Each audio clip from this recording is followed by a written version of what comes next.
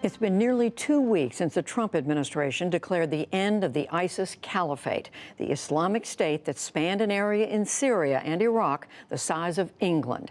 Its capital was the Syrian city of Raqqa. The battle to oust ISIS was brutal and the destruction enormous. There are now some signs of life in the city, but as special correspondent Jane Ferguson reports from Raqqa, it is in many ways a city of the dead after ISIS. No place embodies the devastation of the war against ISIS more than Raqqa, the Islamic State's former capital. The city that ISIS prized so dearly, devastated by a U.S.-led bombing campaign to take it from them. A year and a half after those bombs stopped, the city is in ruin, little more than a gray expanse of smashed concrete. Down below, Yasser Khamis drives an ambulance through the city. But there is no one here left to save. His teams now collect the dead, and he takes us to a recently discovered mass grave. We were surprised by the number of bodies there. People came to us and told us about this grave.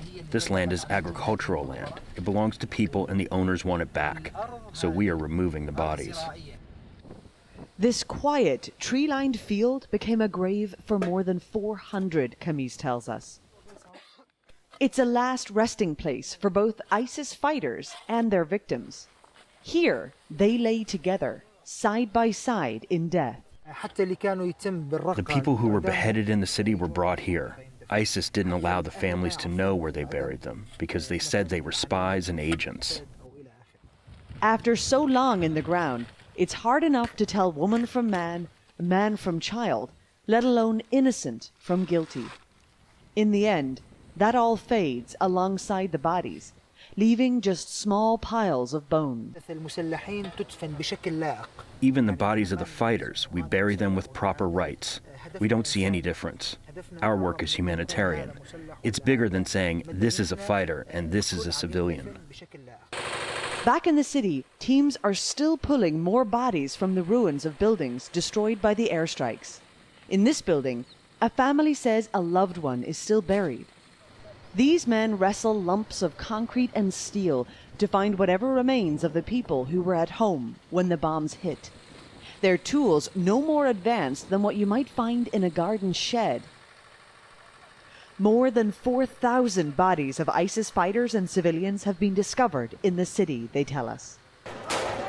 In June 2017, the campaign to drive ISIS out of Raqqa was launched. U.S.-led coalition airstrikes hammered the city, and U.S.-backed Syrian fighters on the ground fought house to house in bloody battles. By the time it was over, 4 months later, the city was destroyed. It's only by walking through neighborhoods like this that you can truly grasp the cost of the war against ISIS, particularly in Raqqa city. This neighborhood was a residential one. These apartment buildings, in the distance, upper middle class homes. The reality is that we'll likely never know how many civilians died in this war. How many bodies around here will never be pulled from the rubble. Making life bearable for the survivors is Layla Mustafa's mission. She is co-chair of the Raqqa Civil Council. The people waiting in her office are in desperate need of just about every public service, from power to running water and housing. As a woman, under ISIS, she would never have been allowed this kind of public leadership role. Yet ISIS remains, hiding amid the rubble, threatening anyone who works with the government. There is proof that there are sleeper cells, and there are suicide operations by ISIS against civilians, and many assassinations have happened. This is a clear indication that ISIS is still here, in secret. A few streets over, tucked away in Raqqa's oldest bookstore, men gather to find solace in friendship. Most of their children now live in Europe, but they prefer to stay here. Raqqa is their home. Ahmed Kabour established this bookshop as a teenager in 1957. Both he and the store survived ISIS, but only just. Book burnings happened twice, he says, and the group didn't approve of his selection of poetry and romance. They would take this and cut it in half and throw it on the fire directly, in the street, in front of the bookshop. They would throw them all on the fire. I told them, I'm going to the mosque, so do what you want. As I was walking on the way to the mosque, I told myself, all of Syria is destroyed. Why should I care about my books? Let them do what they want. Here we meet Dr. Mohammed Al-Izou, the director of Raqqa's museum. He takes us there just across the road. Trouble found Dr. Al-Izou before ISIS came. Their predecessors, extremist rebel groups, took the city in 2013 and came for the museum's precious antiquities. I came in the morning to the museum and found it full of fighters. They were holding guns. When I entered, I saw the display cabinets on the ground. There was nothing in them. Everything has been stolen. I asked them what happened and they told me to shut up. In that moment I felt dizzy. I couldn't see. I walked out here. When I started to walk, my legs buckled. I had a stroke. It was the shock. I have been director here for over 15 years. Taking care of this museum is like taking care of my own child. I knew all the artifacts, every single piece. I documented them all, piece by piece. A 4,000-year-old carved stone lays discarded outside the building, too heavy to bother stealing.